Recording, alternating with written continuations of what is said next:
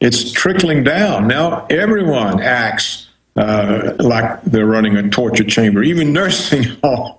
Oh, yeah. Just to give people some background about that article, which I called Trickle-Down Tyranny, that was about some waterboarding of an elderly woman. An 89-year-old woman in a nursing home was waterboarded by the staff in the nursing home over an argument about an ice cream sandwich. I believe it was ice cream, yeah.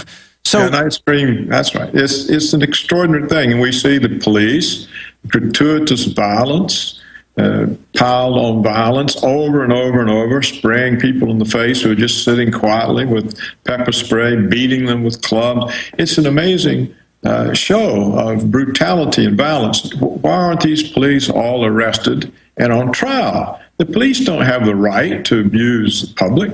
There's no... Police have to follow the law like everyone else. When they violate the law, they should be arrested and held accountable. But they're not. And it's like you say, if you don't hold the president accountable when he violates the law, then you can't hold anybody else accountable. And everyone's finding that out. Well, that's the thing. No one should be above the law. The laws must apply equally to all people across the land, including the president, including the Congress, including law enforcement, especially law enforcement. But the greatest shift that I see here that you've written about extensively, Paul, is that the government, quote, servants now see themselves as rulers. They see themselves as tyrants, and so they act out on that self-image, and then the tyranny just begins to multiply. Whoa, what do you got going on back there? You okay? I've got two cats, and the little one thinks she's a leopard, and if the big one gets out of line, she lets him have it. I think you're having a little trickle-down feline tyranny back there in your own house. Maybe Janet Napolitano should put a camera in your living room just to make sure you're safe.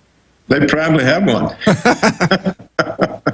No, but what do you think about this? The acting out of the self-image role of being a thuggish tyrant ruler, and that's how many of these so-called servants now see themselves.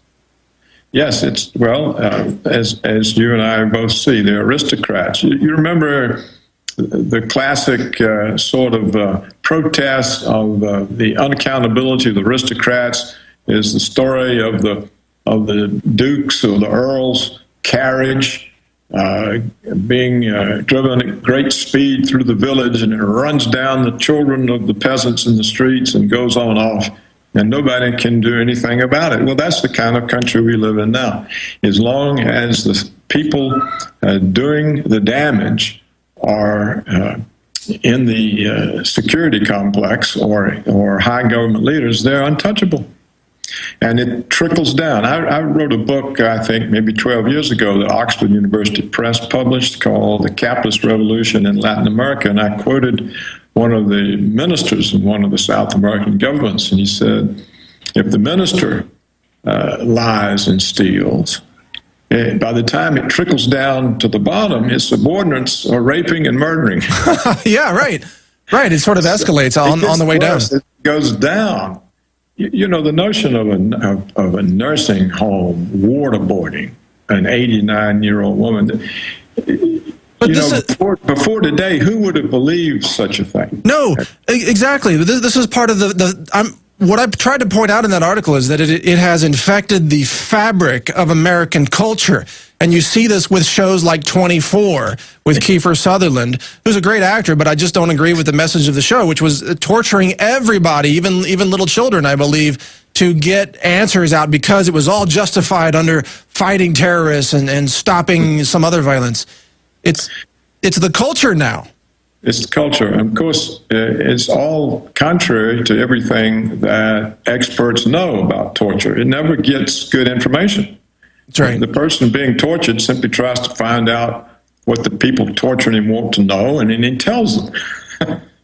Yeah, so, what do you want to hear? What's it going to take to make the torture stop? Anything to stop the torture. And particularly, you see, in Guantanamo, we now know for a fact that almost everyone there was totally innocent. They were people sold by warlords to the idiot Americans who paid a bounty for them. And so they ended up having to release almost all of the people after torturing them for 5 or 6 or 7 years. So they were all totally innocent, and yet they all were tortured all those years, and no information came out. None. Well, it's incredible, Paul.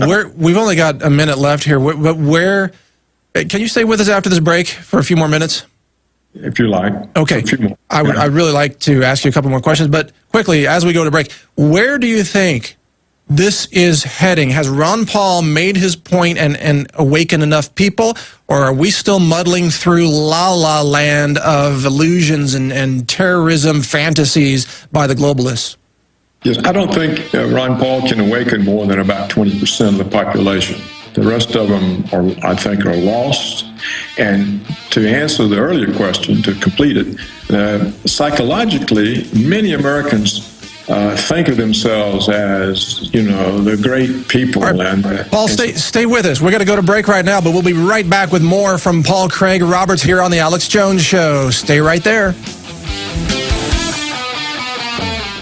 We all know that Berkey Water Purification Systems are the most trusted name in water filtration. As an authorized Berkey dealer for over 6 years and serving thousands of satisfied customers, the Berkey Guy offers amazing specials for Berkey Water Filtration Systems. The Berkey Light systems include a set of self-sterilizing and recleanable black purification elements that purify water by removing chlorine, pathogenic bacteria, cysts, and parasites to non-detectable levels and remove harmful chemicals such as herbicides and pesticides. Order the Berkey Light system today, complete with 2 black Berkey elements for only $231, and the Berkey Guy will ship your order free of charge. With the purchase of a Berkey Light, the Berkey Guy is also offering a set of fluoride and arsenic filters for only $39.99. That's over 30% off the retail price. Call the Berkey Guy at 1-877-886-3653. That's 1-877-886-3653. Or order online at GoBerkey.com. That's GoBerkey.com today. Hi, this is Alex Jones. Did you know that the global elite are now storing non-hybrid seeds in secret storage vaults near the Arctic Circle? Did you know that in a real meltdown, non-hybrid seeds can become more valuable than silver or gold? It's true, seeds have outperformed even gold and silver before in this country, and it's possible that could even happen again. So our friends at Solutions from Science have put together the perfect mix of non-hybrid seeds. They call it a survival seed bank, and it can produce an endless supply of nutrient-dense food for you and your family. And here's the best part. These seeds have not been genetically modified in any way, and you actually get enough seeds to plant a full-acre crisis garden. So visit them today at survivalseedbank.com. That's survivalseedbank.com, or give them a call at 877-327-0365. That's 877-327-0365. Remember, in a real crisis, non-hybrid seeds are the ultimate barter item. This is Alex Jones for survivalseedbank.com. With new financial dominoes falling each day, do you know who really runs this country? This is Alex Jones with a special message about the gangster economy. Folks, if you're lucky enough to have a little money set aside for a rainy day, this could be the most important message you'll ever hear. I want to tell you about an exciting new book that reveals how to keep the gangster economy from murdering your money. That's right, murdering your money. Learn about the 14 vicious dominoes of destruction set to unleash hell on earth for savers and investors. Learn the 11 ways to play gangster economy judo and win. Learn how to beat the bad guys at their own game. Learn ingenious ways to profit in the new gangster economy. To read more about this amazing new book, don't wait. Go to gangstereconomy.com. That's gangstereconomy.com. Don't let the bad guys destroy your money. Go to gangstereconomy.com.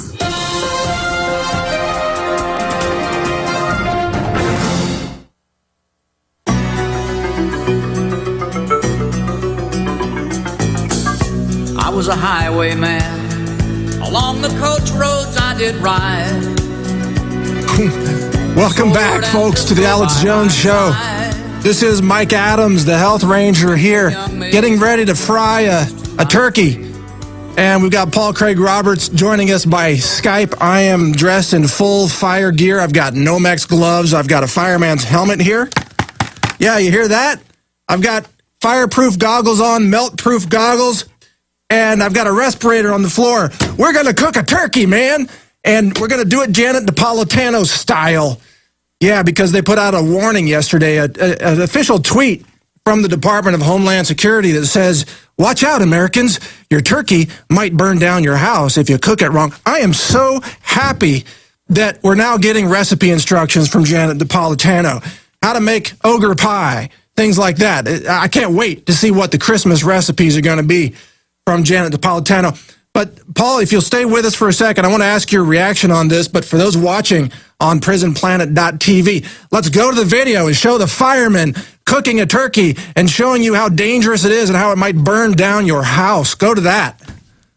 Tested several models of deep-fat turkey fryers and find that this method of cooking can be very hazardous. Looks like our partially frozen turkey is ready. Here they go. Our temperature's at 350 degrees. All right, they're showing a big turkey cooking deep fryer sitting on a wooden deck. Now they got a fireman there with a full helmet, full respirator, Nomex hood. He's walking up with his fireman boots and he's got a turkey in his hands. Oh my God, he's taking the lid off the turkey cooking device. He's going to drop the turkey down into it. Oh my God, there's fire everywhere, flames everywhere. It's burning up the turkey. It's burning up the deck. Units can be overfilled, and when that happens, I've never seen such kitchen terror in my life. Unit to catch on fire. It's catching on fire. One of our safety concerns with all right, now they're giving you the safety rundown. Watch how easy it is to tip it over. Now they're going to tip it over. Oh, the oil just came out. In our laboratory, we use water. Can you imagine? It's a dangerous cooking device. All right, enough of that. Enough of that video. It's getting hot in here. I'm going to take all this gear off. Look, I don't mean to make light of kitchen cooking accidents because you can have fires in the kitchen and you should have a fire extinguisher in the kitchen. Cook with Nomex gloves like these, huh? Little Nomex gloves, terror grip gloves. But isn't this getting ridiculous where the Department of Homeland Security is now telling us what to cook or how to cook things? I mean, it's crazy. All right, Paul Craig Roberts, thanks for bearing with me on that. I'm taking off all the fire gear now. What do you think about all that video stuff? Well, it didn't come through, but I could hear it. And I suspect that very soon the Department of Homeland Security will declare turkey cookers to be terrorist devices. And if you have one, you'll be arrested. It'll be proof that you are planning a terrorist act. Oh, well, it's hard to say. They're going to come up with all kinds of new things to scare us with. It just seems like the overriding theme of everything they put out there is be afraid, spy on your neighbor, be paranoid. Isn't this the opposite of what they should be teaching people, really? Especially when there's no threat. You know, what terrorist threat have we suffered other than 9/11? And there's a great deal of dissent that this was actually done by the Saudi Arabians from abroad. All the others are staged by the FBI. There are no other terrorist examples here. And yet we have this huge department that I think consumes $80 billion a year, and which is now stopping traffic on the nation's highways. Right, Thanksgiving Day traffic. And so bureaucracies always grow as rapidly and extend their jurisdiction as far as they can. So that's part all right. of it. Paul Craig Roberts, I'm sorry to interrupt. I want to thank you for joining us today. This has been a great segment with you. This is Mike Adams, starting brush fires in the minds of men and having the gear to put them out later on. Stay with us. We'll be right back. This is GCN, the Genesis Communications Radio Network. Alex Jones here with vital information concerning our nation's fragile food supply. Folks, there are some truly dangerous trends forming, and I think it's important for my listeners to do three things right away. Number one, study the past. History really does repeat itself. Number two, learn to spot the dangerous food shortage trends. Number three, take decisive action. A perfect storm is brewing for a global food crisis. That's why I'm telling everyone to read the new book, Rising Prices, Empty Shelves. Warning signs that trigger the deadliest famines in history. Don't get caught unprepared when the crisis hits. This book is only available at risingpricesemptyshelves.com. You'll also get a free copy of Supermarket Survival, How to Cut Your Grocery Bills in Half. Again, that website is risingpricesemptyshelves.com. That's risingpricesemptyshelves.com. Waging war on corruption.